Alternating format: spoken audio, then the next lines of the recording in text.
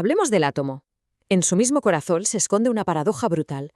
Es una fuente de poder casi infinito y, al mismo tiempo, de un peligro que apenas podemos imaginar. Esta es la historia de dos mujeres extraordinarias que, contra viento y marea, desvelaron sus secretos y cambiaron nuestro mundo para siempre, para lo bueno y también para lo malo. Y esta idea, esta frase, lo clava. Porque anticipar la catástrofe es en el fondo el hilo conductor de toda esta historia. Esto no va solo de un descubrimiento científico, ¿eh? Va de cómo la humanidad aprendió a convivir con un poder que, bueno, podría borrarnos del mapa. Entonces, ¿quiénes son las protagonistas de esta increíble historia? Pues son dos físicas, dos genios. Sus vidas, en cierto modo, fueron paralelas. Separadas en el tiempo, sí, pero unidas por una obsesión común, el átomo.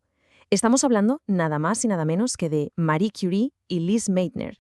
Aquí la tenemos, a Lise Meitner. Quedaos con su cara porque fue la mujer que nos explicó qué era la fisión nuclear. Y a su lado, dos elementos que nos llevan directos a su predecesora, a Marie Curie, el polonio, un guiño a su tierra, a Polonia, y el radio, dos legados inseparables que, como vamos a ver, empezaron exactamente en el mismo sitio, luchando por el simple derecho a aprender. Para hacernos una idea de lo gigantesco de sus logros, primero tenemos que entender contra qué luchaban. Y no era solo contra las complejidades de la física, no. El mundo académico de finales del XIX y principios del XX era un club de hombres cerrado a cal y canto. A Marie Curie le dijeron que no en la universidad de su ciudad, así, por ser mujer. Tuvo que irse a una universidad clandestina, una universidad secreta. Y lo de Lise Meitner fue de traca. A ella directamente la ley le prohibía estudiar. Tuvo que meter 8 años de estudios en solo 2 para poder siquiera presentarse a los exámenes. O sea, la determinación de estas dos mujeres era de otro planeta. Venga, vamos a empezar por Marie Curie, porque su historia no es solo la de una mente privilegiada, es también una especie de cuento con moraleja, una advertencia sobre los peligros que no se ven, esos que se esconden justo en el límite de lo que conocemos. Es que la escala del impacto de Curie es difícil de medir. No fue solo teoría. Para empezar, se inventó la palabra radiactivo, que usamos todos los días. Luego no descubrió un elemento, descubrió 2. Y por si fuera poco, fue la primera mujer en ganar un Nobel y la única persona en ganar 2 en campos científicos diferentes. Una pasada. Pero es que además llevó su ciencia a la Primera Guerra Mundial y con sus unidades de rayos X móviles, las famosas Petit Curie, salvó la vida de miles de soldados. Era de verdad una fuerza de la naturaleza. Y aquí está la otra cara de la moneda, el peligro silencioso con el que convivía a diario. Ella y su marido Pierre trabajaban en un cobertizo, sin apenas ventilación, sin tener ni la más remota idea del daño que se estaban haciendo. La misma energía que estudiaban con tanta pasión se estaba metiendo en su ropa, en sus muebles, en sus papeles.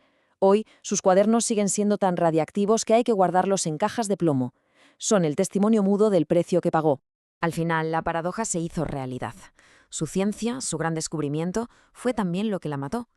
Tantos años expuesta a la radiación le causaron una anemia perniciosa que terminó con ella. Murió, literalmente, por su trabajo. El precio del conocimiento para Marie Curie fue el más alto de todos, su propia vida. Vale, ahora saltamos a nuestra segunda protagonista, a Lise Meitner, y con ella llegamos al momento en que el átomo nos desveló su secreto más formidable y también más aterrador, su capacidad para partirse en 2. Y aquí la historia se tuerce y se convierte en una injusticia científica de las gordas. Fijaos en la secuencia. Primero, Otto Hahn, que había sido su colega durante décadas, hace un experimento en Berlín y obtiene unos resultados que no le cuadran para nada. Segundo, le escribe una carta a Meitner, que ya había tenido que huir a Suecia por ser judía, y le pide ayuda. Tercero, Meitner, leyendo esa carta, tiene una revelación. Se da cuenta de que el núcleo no se ha astillado, se ha partido por la mitad, y calcula la energía brutal que eso libera. Lo bautiza como fisión. Y aquí viene lo feo. Cuarto, Hahn publica el descubrimiento sin ponerla como coautora. Y quinto, el remate. Le dan el premio Nobel de Química solo a él. Increíble. Y ahí está el kit de la cuestión. La gran traición. A ver, que quede claro. Hahn hizo la parte química, el experimento, pero fue Meitner, la física, la que le dio sentido a todo. Sin su explicación, los datos de Hahn eran solo un puñado de números raros. Pero claro, en plena guerra, con los nazis en el poder, el papel de una física judía exiliada fue simplemente borrado del mapa. La dejaron fuera del mayor reconocimiento científico del mundo. Claro, ni el trabajo de Curie ni el de Meitner se quedaron encerrados en un laboratorio. Lo que hicieron fue abrir la caja de Pandora. Y las consecuencias de eso, bueno, las seguimos viviendo hoy en día. Mirad la cronología, es que es vertiginosa. En 1939 se publica la teoría de la fisión y a partir de ahí la cosa se acelera. Pero no solo para bien, el camino hacia el desastre también fue muy rápido. Three Mile Island en el 79, Chernóbil en el 86, Fukushima en 2011. Cada uno de esos nombres es como una cicatriz en la historia, un recordatorio de que este poder, una vez que lo sueltas, es casi imposible volver a meterlo en la botella. Y todo esto nos lleva a la gran pregunta, ¿no? La ciencia nos dio la llave del coche más potente del mundo, pero ¿alguien se acordó de darnos también el manual de instrucciones? Aquí es donde topamos con un problema fundamental, lo que los expertos llaman el dilema regulación/promoción. Suena complicado, pero es sencillo. Por un lado, tenemos la promesa de una energía limpia, casi infinita, y eso nos empuja a construir más centrales.